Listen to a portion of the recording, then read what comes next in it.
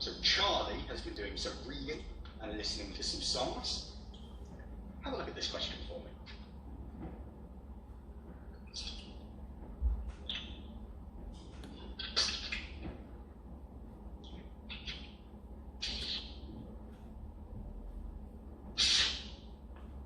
I'm going to give you 45 seconds for this question.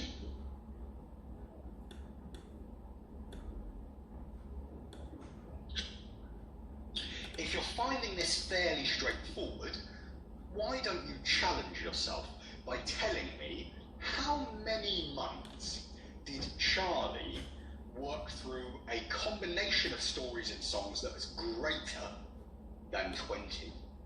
That's a bit of a challenge for you.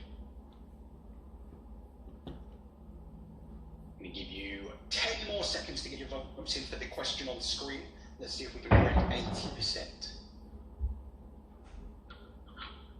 75. Get any more votes in? Anyone else fancy giving it a go? Okay, I'm going to end the poll there. You may have heard me say this before, but it's so important to give things a go. If you're looking at these questions and thinking, I'm not totally sure about this, the worst thing you can do is just give up, is just not do anything. Instead, just give it a go. If you're wrong, doesn't really matter, does it?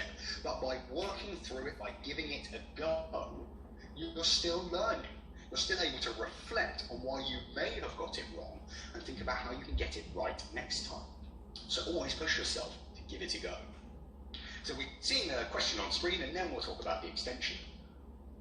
In which month did Charlie read the fewest stories? So we're now going to have to think, okay, there's more information on this table. I need to find the relevant information. So I know that I'm looking for stories. So in which month did Charlie, should have capital C there, read the fewest stories? So I know I'm going to need to look down this column to find that.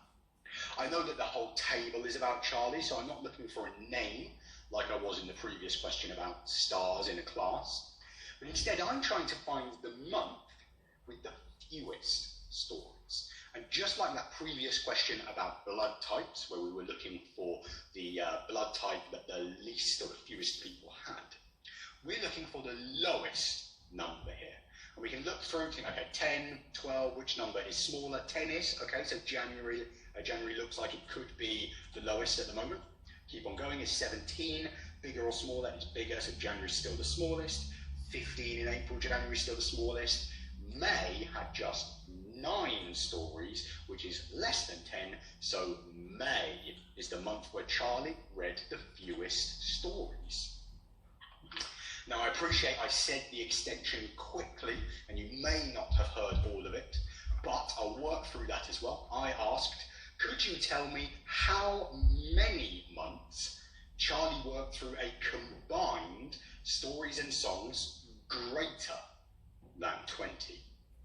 Bit of a tricky one here, but we can see that in January, let me switch to a pen, Charlie would have gone through a total of 12 combined stories and songs. February would have been 20, and what I'm doing to work this out is adding the two numbers together. March would have been 32, April would have been 35, and May would have been 20. Oh, did that? That didn't work correctly. Let's try that 2 again. There we go. So the question, how many months did Charlie work through a combined stories and songs greater than 20? Well, we're looking for the numbers here. I've created a new column in this table, essentially, of totals. And I'm looking for how many times a number greater than 20 appears. I can see 12 is there, which is less than 20, so it doesn't count. February has got 20, but 20 is not greater than 20. 20 is equal to 20, so it doesn't count. In March, 32 is greater than 20, so that's 1 month where he did. In April, 35 is greater than 20, so that's 2 months where he did. And in May, 20 is equal to 20, so it doesn't count. So for that extension question, if you did manage to answer that, well done, it would be 2 months where Charlie worked through a combined total stories and songs. Very well done if you got that.